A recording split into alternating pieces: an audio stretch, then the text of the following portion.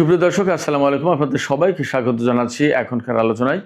আপনাদের সঙ্গে আছি আমি সিরাজুল ইসলাম, আর আপনারা আছেন টক উইথ সিরাজের সাথে।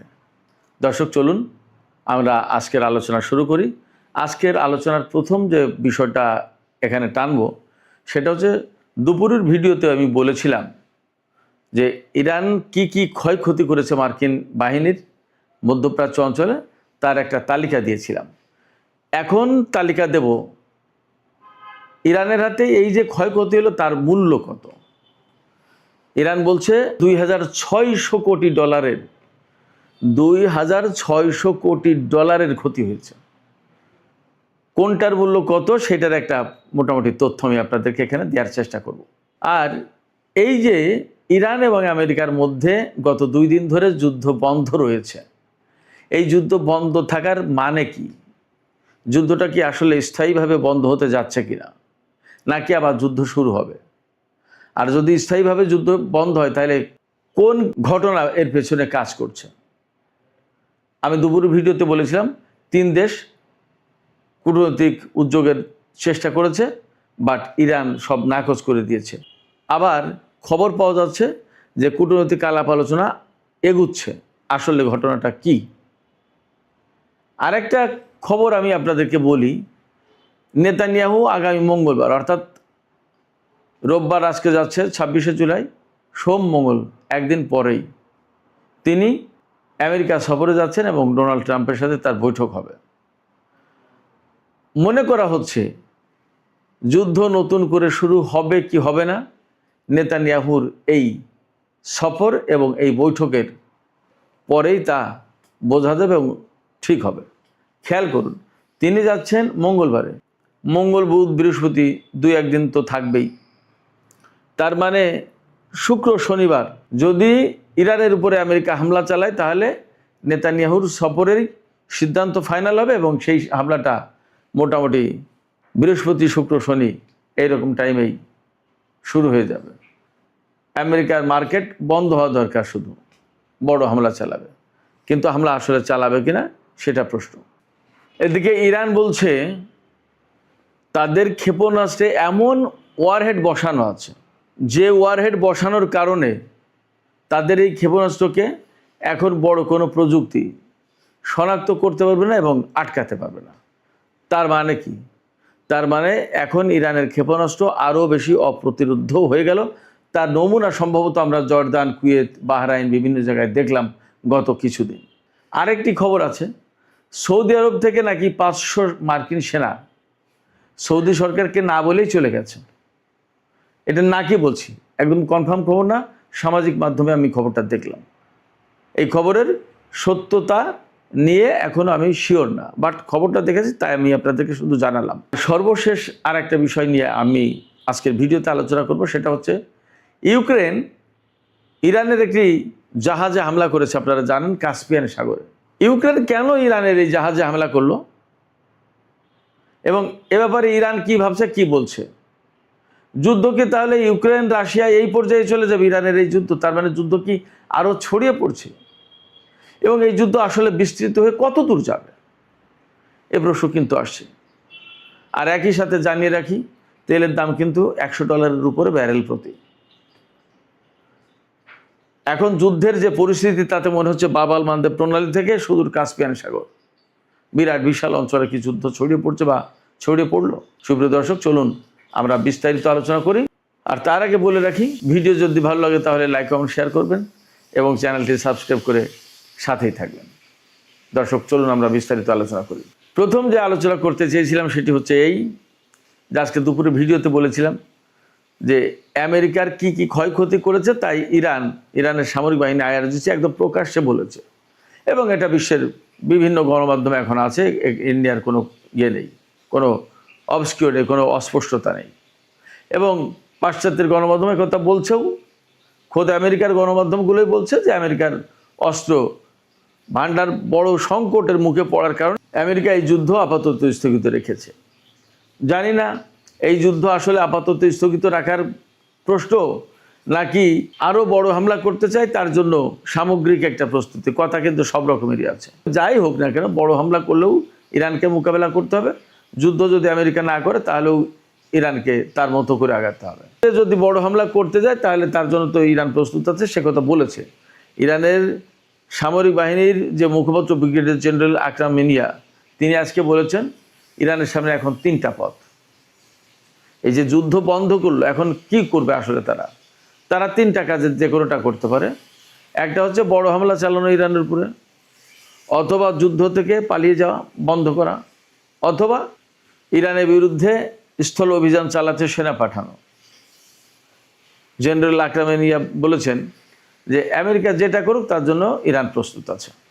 যে 2 দিন আমেরিকা যুদ্ধ বন্ধ রেখেছে, হয়তো ইরানও সেই 2 দিন বন্ধ রেখেছে এই কারণে তারও তো একটু গুছিয়ে নেওয়ার, তারও প্রস্তুতির প্রয়োজন আছে।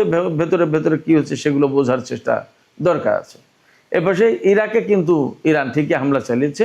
ইরাকের এরবিল এলাকায় মার্কিন যে সমস্ত স্থাপনা, যে সমস্ত অস্ত্র মোতায়েন ছিল বা যে সমস্ত ঘাঁটি, ওখানে প্রচুর গোয়েন্দা ঘাঁটি এবং প্রশিক্ষণ কেন্দ্র অনেক কিছু আছে। এগুলোর উপরে এত বেশি হামলা চালিয়েছে গত কয়েকদিনে ইরান বলছে যে মোটামুটি মার্কিন অবস্থান প্রায় সম্পূর্ণই ধ্বংস ওখানে, ইরাকের এরবিল সুলাইমানিয়া ওই এলাকায়, যেটা ইরানের কুর্দিস্তানের কাছাকাছি।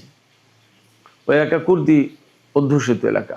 তবে বাস্তব যে কথা সেটা হচ্ছে যে আসলে মধ্যপ্রাচ্যে আমেরিকা ভীষণ চাপের মুখে, প্রচণ্ড প্রতিরোধের মুখে পড়ে তারা অনেক ক্ষতিগ্রস্ত হয়েছে এবং এখন তাদের সামনে এই সিদ্ধান্ত আসলে করবে কি, তারা এখান থেকে চলে যাবে, চলে গেলে বিরাট বিশাল অঞ্চল, বহু পরিকল্পনা, সমস্ত সব কিছু মার খেয়ে যায়। আর যদি না চলে যায় তাহলে তো ইরানের সাথে যুদ্ধ করতে হয়, কারণ যুদ্ধ শুরু করেছে তারা, শেষ না করলে কিভাবে কি করবে। আবার যদি বড় যুদ্ধ করতে যায় তাহলে ইরান তা মোকাবেলা করবে। আসলে তারা করবে কি, স্থলযুদ্ধ করতে গেলে ইরানের লোকজন তো বলছে যে পাঠাও সেনা, তাদের সাথে সাক্ষাৎ করার জন্য আমরা প্রস্তুত। তাহলে আসলে কি করবে, বিরাট সংকটের ভেতরে। এই সমস্ত বিষয়ের সলা পরামর্শই হবে। নেতানিয়াহু যাচ্ছেন মঙ্গলবার আমেরিকায়, এই বৈঠকে এই সমস্ত বিষয়ের সিদ্ধান্ত হবে এবং অনেকে আশঙ্কা করছেন যে নেতানিয়াহু গিয়ে ডোনাল্ড ট্রাম্পকে আবার এভাবেই পরামর্শ দেবেন, এইভাবেই তিনি চাপ সৃষ্টি করবেন যে আমেরিকা যাতে আবার ইরানের বিরুদ্ধে যুদ্ধ শুরু করে। এবং যেহেতু তিনি মঙ্গলবার যাচ্ছেন, আমি আগেই বলেছি, বুধ বৃহস্পতি এরপরেই শুক্রবার মার্কিন বা পাশ্চাত্যের মার্কেটগুলো বন্ধ। ওইটা হলো যুদ্ধ শুরুর একটা মোক্ষম সময়। আলাপ পরামর্শ করে যদি যুদ্ধ শুরু হয় তাহলে এই সপ্তাহতেই হতে পারে, এমন একটা আশঙ্কার সম্ভাবনা যায় বলেন আছে। এখন আমরা একটু নজর দিই আজকে যে মধ্যপ্রাচ্যে মার্কিন সেনাদের কি কি ক্ষয়ক্ষতি হয়েছে তার যে তালিকা ফিরিস্তি তুলে ধরেছে ইরান। এর ডলারে দাম কত টাকার, কত ডলারের ক্ষতি হলো, ক্ষয়ক্ষতির পরিমাণটা আগে ছিল তালিকা, এখন পরিমাণটা আমরা বোঝার চেষ্টা করি। আমি আগেই বলেছি, ইরান বলেছে যে তাদের হিসাবে অত্র অঞ্চলে আমেরিকার অন্তত 2600 কোটি ডলারের ক্ষয়ক্ষতি হয়েছে। এর ভিতরে মোটা দাগে কি কি, এয়ার ডিফেন্স এবং রাডার সিস্টেম, এ খাতে ক্ষতি হয়েছে 750 কোটি ডলার, 7.5 বিলিয়ন ডলার, 750 কোটি ডলার। লজিস্টিক্স, ওয়্যারহাউস অর্থাৎ গুদাম, অস্ত্রের গুদাম এবং অবকাঠামো, এই যে ক্ষয়ক্ষতি হয়েছে এই 3 খাতে, তার পরিমাণ হচ্ছে 6.8 বিলিয়ন ডলার, তার মানে 680 কোটি ডলার। এরপরে বিমান, ড্রোন এবং হেলিকপ্টার, এগুলোতে কি পরিমাণে ক্ষয়ক্ষতি হয়েছে, এখানে ক্ষয়ক্ষতি হয়েছে 3.5 বিলিয়ন ডলার, মানে 350 কোটি ডলার। আর কমান্ড সেন্টারে ক্ষয়ক্ষতি হয়েছে 2.8 বিলিয়ন, মানে 280 কোটি ডলার। আমেরিকা কল্পনাও করতে পারেনি যে তাদের এত মারাত্মক ক্ষয়ক্ষতি হবে। তারা তো প্ল্যান করেছিল, ভেবেছিল যে 2-3 দিনের ভিতরে ইরানের সরকার পরিবর্তন করে দেবে, অন্যরকম মজমাস্তি করে ডোনাল্ড ট্রাম্প একটা বীরের বেশে চীন সফরে যাবে যে তোমার বন্ধু দোস্তকে একদম ধসিয়ে দিয়েছি। কিন্তু সেটা হয়নি এবং আর হবেও বলে মনে হচ্ছে না। বরং ইরান ঘোষণা দিল কি, যে তাদের কাছে এই রকম ক্ষেপণাস্ত্র আছে, তারা এমন ক্ষেপণাস্ত্র ডেভেলপ করেছে যে তাদের সেই ক্ষেপণাস্ত্র ওয়ারেডে এমন প্রযুক্তি ব্যবহার করা হয়েছে যে প্রযুক্তির কারণে কোনো প্রযুক্তি তাদের এই ক্ষেপণাস্ত্রকে শনাক্ত করতে পারবে না, শুটডাউন করতে পারবে না। এদিকে সৌদি আরবের সাথে ইয়েমেনের হুতিদের কিন্তু যুদ্ধ সংঘাত চলছে, বেশ জটিল পরিস্থিতি সেখানে। সুপ্রিয় দর্শক, আরেকটি বিষয় বলেছিলাম, ইউক্রেন ইরানের একটি বাণিজ্যিক জাহাজে হামলা চালিয়েছে কাস্পিয়ান সাগরে। কাস্পিয়ান সাগর হচ্ছে ইরানের একেবারে উত্তরে। কাস্পিয়ান সাগর এটা বদ্ধ সাগর, বাংলাদেশের প্রায় ডাবল সাইজ যতদূর জানি, এবং বেশ গভীরতা আছে। রাশিয়ার সাথে এই কাস্পিয়ান সাগরের মধ্য দিয়েই সামরিক বলেন, রাজনৈতিক বলেন, বাণিজ্যিক বলেন, সব ধরনের লেনদেন চলে।